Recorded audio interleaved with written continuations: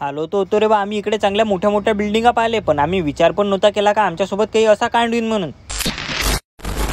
तुम्ही तर मागच्या ब्लॉगमध्ये पाहिलंच असेल का, मी आलो होतो रे बा अहमदाबादमध्ये. इथं मला जवळपास 15 दिवस झाले. त्याच्यानं माझी दाढी कटिंग वाढली होती. मी म्हटलं आपण नेहमी तर म्हटलं आपण आपल्याच इकडे करतो, आता म्हटलं आपण इकडे करून पाहू. मग इथं कटिंगच्या दुकानात एका कोणत्यात मस्त चुपचाप बसून राहिलो. दादाला म्हटलं, त्याला विचार म्हटलं का आपला नंबर कधी लागन. तर लागला होता रे बा आपला, पण आपल्याला गुजराती येत नाही म्हणून दादालाच म्हटलं आता तुझ्याच भाषेत त्याला सांग कटिंग कशी करायची आहे म्हणून. आता कटिंग तर दिल्लीत येणं करून, आता सांगितली कशी दिल्ली कशी डायरेक्ट मला हनी सिंगत दिलं बनून. जाऊ द्या म्हटलं भावा, आता कशी देव करून. पहिले म्हटलं घरी जाऊन आंघोळ करून पहिले तयारी करून येतो. पटकनच मस्त घरून तयारी करून आलो, कारण का दादा म्हणे चल म्हणे आज कुठेतरी आपण बाहेर फिरायला जाऊ. चल म्हटलं बा, तसंही कुठं म्हटलं आपल्याला घरी उगम गमते. जे गोष्ट पाहण्यासाठी आपले डोळे तरसतात म्हणजे BMW, सुपर कार, विमान अशा तर गोष्टी इकडे बहु नॉर्मल असतात. जेव्हा हे एक गावातून आलेलं पोरग हे जेव्हा हे पाहते त्याच्यासाठी तर एक नवलचीच गोष्ट राहते रे बा. तशी माझ्यासाठी आता आम्ही आलो तर बा ह्या अडानीच्या बिल्डिंग पाहण्यासाठी, पण तिथं काही वेळ थांबत नाही तर तिथं डायरेक्ट सिक्युरिटी गार्ड आला आणि आल्याबरोबर तो डायरेक्ट गुजराती भाषेमध्ये काहीतरी सांगू राहिला. ते तर आपल्या डायरेक्ट डोक्याच्या बाहेरच गेलं. पण तो काय म्हणे ते आपल्या गडेने सांगितलं. तो म्हणे जास्त वेळ इथं थांबणं अलाउड नाही म्हणे, तुमचे फोटो व्हिडिओ काढून झाले असेल तर तुम्ही इथून लवकर चालले जा म्हणे. आम्ही त्याच्या सांगितल्याचा मान ठेवून तिथून 9-11 झालो, समोरच्या बिल्डिंग मध्ये अधिक आलो. ह्या पण अडानीच्याच बिल्डिंग आहेत रे बा. बिल्डिंग आता एवढ्या मोठ्या आहे ना का माय बंद गावी बसलं तरी इथचे फ्लॅट काही रिकामेच राहते. त्या बिल्डिंगा पाहून तिथून आम्ही निघालो रे बा आता दुसऱ्या इकडे जाण्यासाठी. पण मंदातच आम्हाला मॉल दिसला, डायरेक्ट घुसलो आता आम्ही मॉल मध्ये. मॉल तर एवढे मोठे आहेत ना, आता तुम्ही पाहू शकता. पण आता आलो रे बा आम्ही इथं मॉल मध्ये, पण आम्हाला घ्यायचं इच्छा काहीच नाही, कारण का हिची मागी एवढी आहे की बस रे मॉल मध्ये इथं एकानं जरी जेवण केलं तर त्याच पैशात आम्ही बाहेर जाऊन 4-5 जण जेवण करू शकतो. एवढी तर मागी आहे रे बा या मॉल मध्ये.